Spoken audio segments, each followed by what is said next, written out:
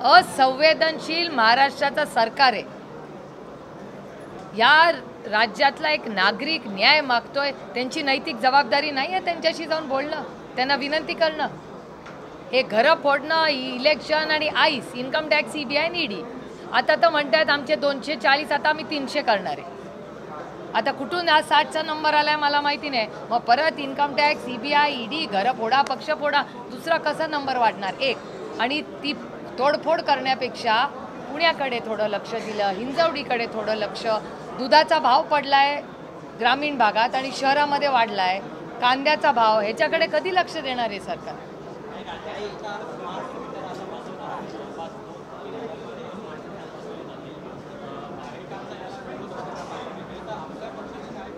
नाही, एक तर आम्हाला प्रपोजल तर समजलं पाहिजे एक, आणि स्मार्ट सिटीचं काय झालं तुम्ही डोळ्यांनी भोगताय, नुसते बघत नाही आहात। आता स्मार्ट मीटरचा आता प्रपोजल आम्ही अनेक लोकांची मध्ये प्रचंड अस्वस्थता आहे त्याच्यामुळे कुठलाही बदल करताना रेटू नये अशी आमची विनम्र विनंती आहे सरकारला। सल्ला दिला होता की पुणेकरांना फायदा व्हायला पाहिजे, ठेकेदारांना तो सल्ला त्यांच्या जिवारी लागला असं दिसतंय, कारण की त्यांनी एक फेसबुक पोस्ट केली आहे आणि तुम्हाला उद्देशून असं लिहिलं आहे त्याच्यात की जन्मतच ज्यांच्या तोंडात सोन्याचा चमचा होता त्यांनी तरी आम्हाला असं सांगितलं। अरे इतना तो हक बनता है यार लोकशाही में, तो त्यांचा अधिकार आहे। एक लोकशाहीमध्ये अपेक्षा पुण्यासाठी निश्चित माझ्या तर खूपच अपेक्षा आहेत।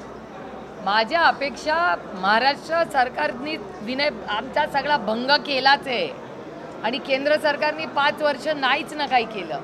आम्ही कुणाकडून अपेक्षा करायच्या? स्मार्ट सिटीसाठी आम्ही आग्रह केला होता की पिंपरी चिंचवड पण घ्या। 10 वर्षात काय स्मार्ट झालं? आपल्या शहराचं उलट आणखीन आपलं खराबच झालं शहर। जे दुर्दैव आहे की जे आज सत्तेमध्ये आहेत आणि खूप मोठे मोठे आपल्याला प्रॉमिसेस करतात, ऑल प्रॉमिसेस ब्रोकन।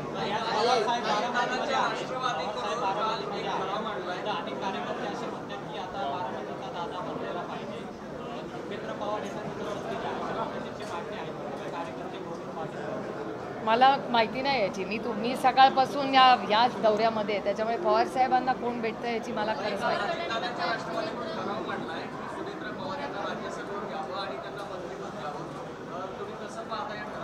तो त्यांच्या पक्षाचा अंतर्गत प्रश्न आहे ना, त्यांनी राज्यसभा कुणाला द्यावी आणि मंत्रीपद कुणाला द्यावं, त्यांचा अंतर्गत प्रश्न।